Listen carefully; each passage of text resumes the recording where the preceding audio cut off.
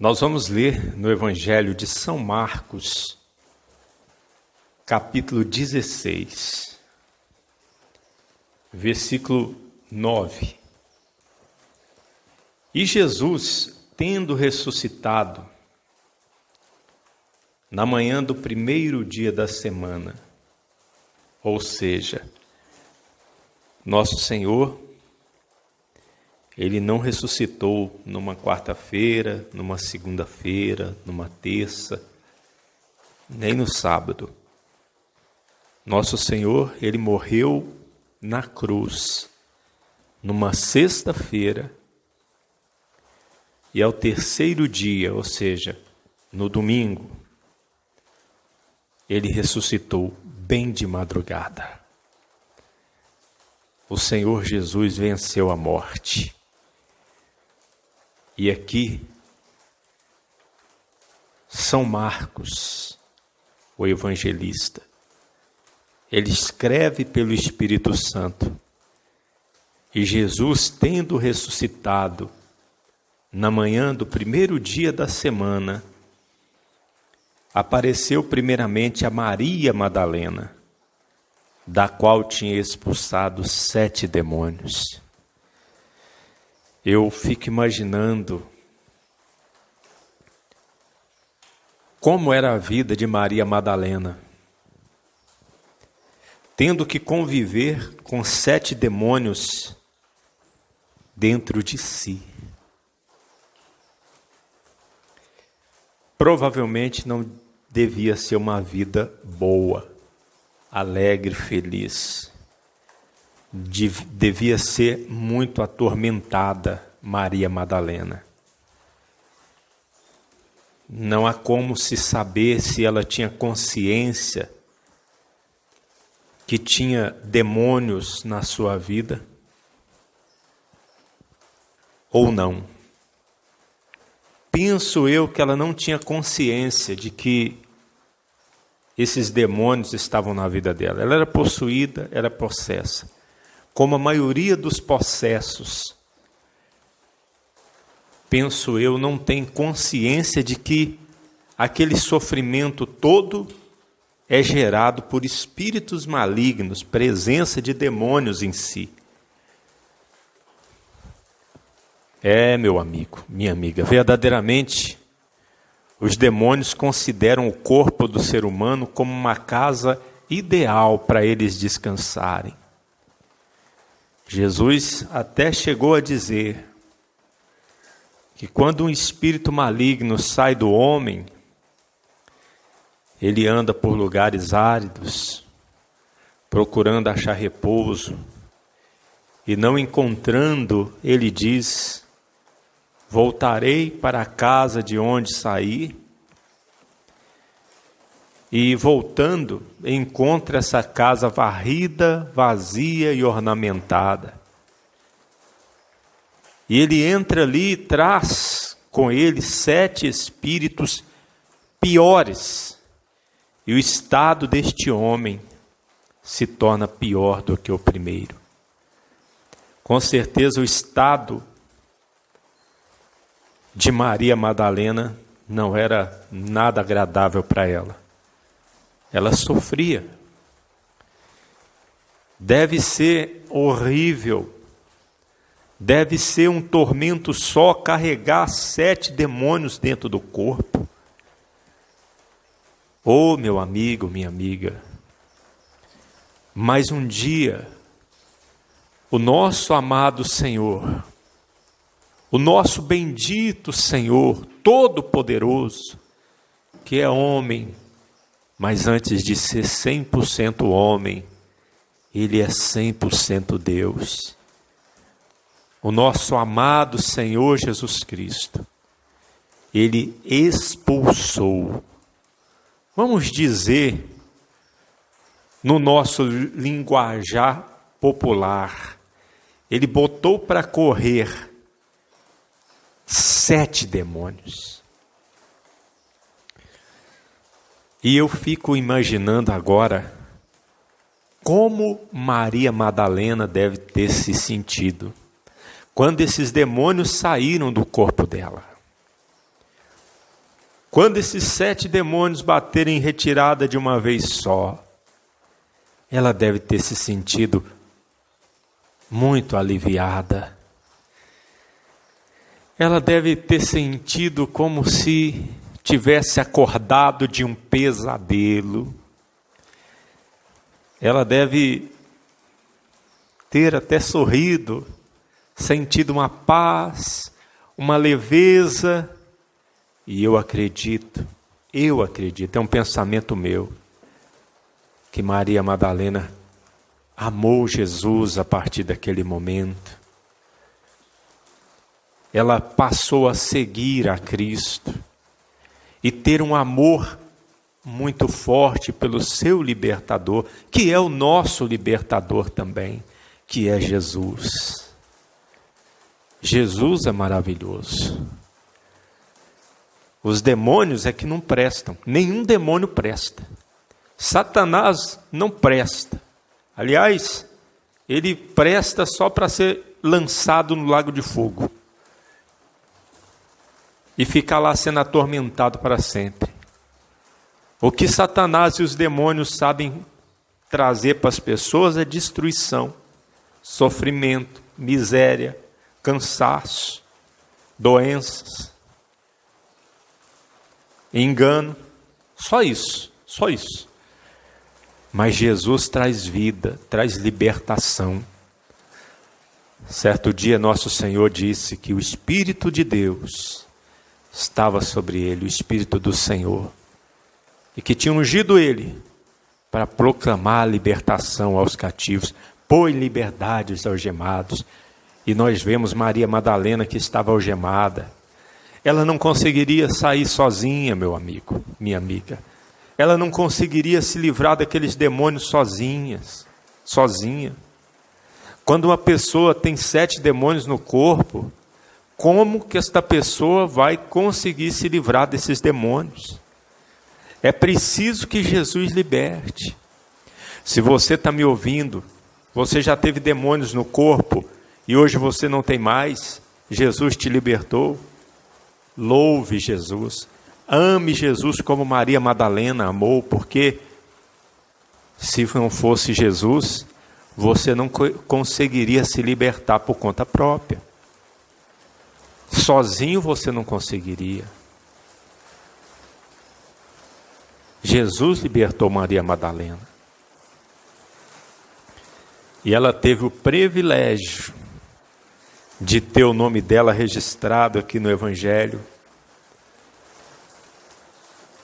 e ter sido a primeira que viu o Senhor ressuscitado.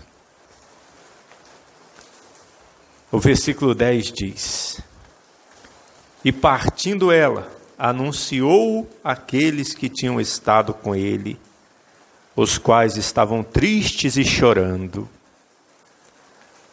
Veja que os discípulos também amavam o Senhor. Eles eram crentes, eles tinham fé, eles seguiram Jesus Cristo. Um dia Jesus disse para eles que eles eram aqueles que tinham ficado com ele no momento das tentações, no momento mais difíceis. Estou dizendo com as minhas palavras.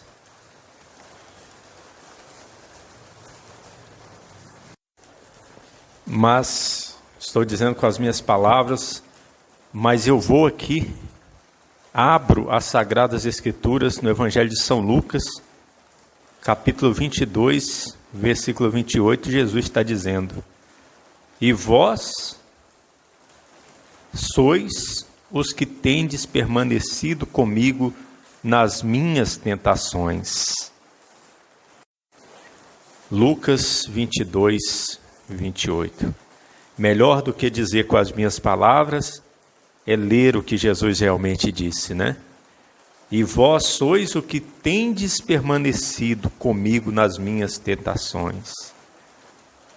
E eu vos destino o reino, como meu Pai o destinou a mim, para que comais e bebais a minha mesa no meu reino, e vos assenteis sobre tronos, julgando as 12 tribos de Israel. Aleluia, Jesus. Esses discípulos tinham permanecido com o Senhor. Quando lá no Evangelho de João, a multidão deixou de seguir o nosso Senhor, quem ficou com o Senhor? Quem ficou ali do lado do Senhor Jesus? Só os 12.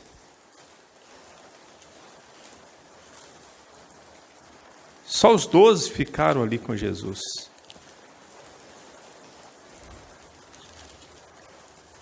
Eles permaneceram do lado do Senhor Jesus Cristo.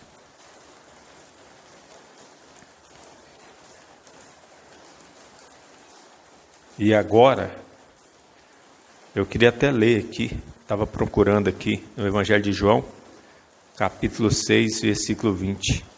Muitos, pois... Não, eu vou ler o 59. Ele disse essas coisas na sinagoga, ensinando em Cafarnaum. Muitos, pois, dos seus discípulos, ouvindo isso, disseram: dura esse discurso, quem o pode ouvir? Sabendo, pois, Jesus em si mesmo que os seus discípulos murmuravam disto, disse-lhes isto. Disse-lhe: isto vos escandaliza? Isto escandaliza-vos? Que seria, pois, se visseis subir o Filho do Homem para onde primeiro estava? E cá na frente, no versículo 66, desde então, muitos dos seus discípulos tornaram para trás, já não andavam com ele. Então disse Jesus aos 12, quereis vós também retirar-vos? Respondeu-lhe, pois, Simão Pedro, Senhor, para quem iremos nós? Tu tens as palavras da vida eterna, e nós temos crido e conhecido que Tu és o Cristo, o Filho do Deus vivente. Veja que, quando muitos dos seus discípulos o abandonaram, os 12 continuaram ali com o Senhor. E esse grupo, chamado de grupo dos 12, agora só com 11, porque Judas tinha ido tomar o seu próprio lugar de traidor. Eles estavam tristes e chorando. E ouvindo eles que vivia e que tinha sido visto por ela, não o creram. Eles não acreditaram, porque, penso eu, que eles amavam tanto o Senhor. Eles queriam tanto o Senhor, que, como disse lá em Lucas, que nós lemos ontem, parecia um desvario de Maria Madalena e de outras mulheres, das outras mulheres que foram contar que Jesus tinha ressuscitado. Versículo 12, depois manifestou-se de outra forma a 2 deles, que iam de caminho para o campo. E indo estes anunciaram aos outros, mas nem assim estes creram.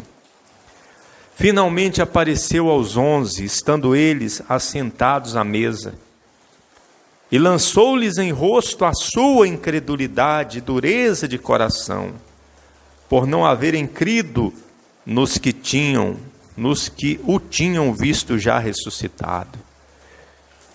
E disse-lhes: ide por todo o mundo, pregai o evangelho a toda criatura.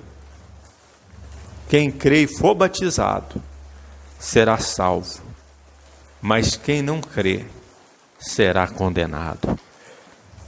Veja que Jesus lançou-lhes em rosto a incredulidade, a dureza de coração deles,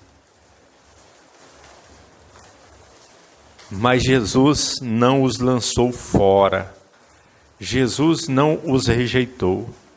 Ele os perdoou, os compreendeu, apenas não deixou de repreendê-los, porque cometeram um pecado, o pecado da incredulidade, da dureza de coração. O Senhor poderia ter aparecido para eles primeiro, mas Jesus quis aparecer para Maria Madalena, para as outras mulheres depois, suas discípulas, e mandar com que elas avisassem os 12. E depois Jesus apareceu também para os 2 discípulos no caminho para o campo. Cremos nós que é os mesmos 2 que estavam de caminho para Emaús, e eles não creram. Então Jesus apareceu para eles. Jesus poderia dizer assim: já que eles não estão crendo, então eles não vão me ver nunca.